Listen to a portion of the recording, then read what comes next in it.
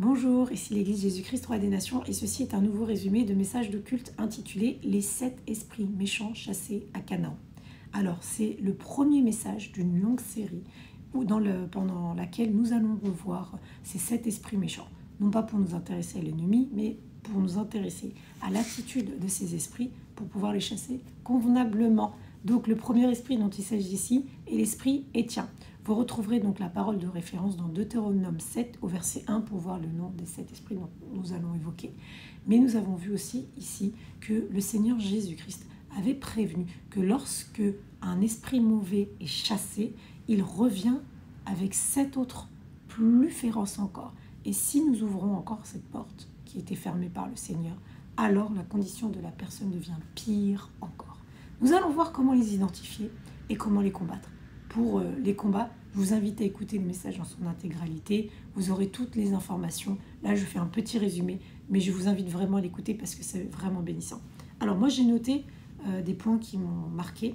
Premièrement, cet esprit est un esprit de peur, de terreur en fait. Être signifie terreur. Donc il vient pour terroriser, donner une peur extrême et qui a pour but, bien sûr, de paralyser, de bloquer la personne, de l'empêcher d'entrer dans sa destinée, de faire ce que Dieu veut, d'aller là où il doit être, etc. etc.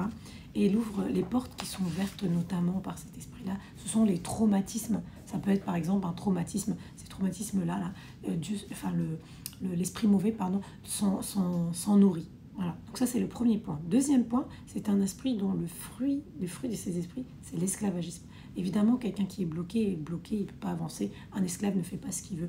Et cet esprit se nourrit de ça. Et il se nourrit de ça, voilà. Et on sait que l'esclave n'était pas propriétaire de ses enfants.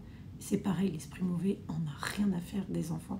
Au contraire, s'il peut les détruire, il continuera de les détruire. Ou alors, il va les utiliser pour nous paralyser davantage, etc. etc.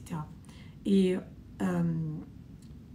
il va aussi utiliser les enfants pour nous faire croire que nous pouvons être une mauvaise mère. Voilà, c'était la fête des mères il n'y a pas longtemps, mais là, sachez que cet esprit mauvais-là, il fait en sorte de nous faire croire que nous sommes des mauvaises mères, surtout si nous obéissons comme Anne ou comme Abraham, lorsque Dieu nous dit « lâche l'enfant » pour nous délivrer de cette idolâtrie. Et donc, nous avons vu plusieurs éléments vraiment intéressants, je ne peux faire qu'un résumé, mais je vous invite à écouter le message dans son intégralité. Vous verrez aussi comment Dieu nous délivre de cet esprit-là et par quels moyens il le fait. C'est vraiment très intéressant. Et si vous vous sentez concerné par ces peurs, ces blocages, je pense que ce message est fait pour vous.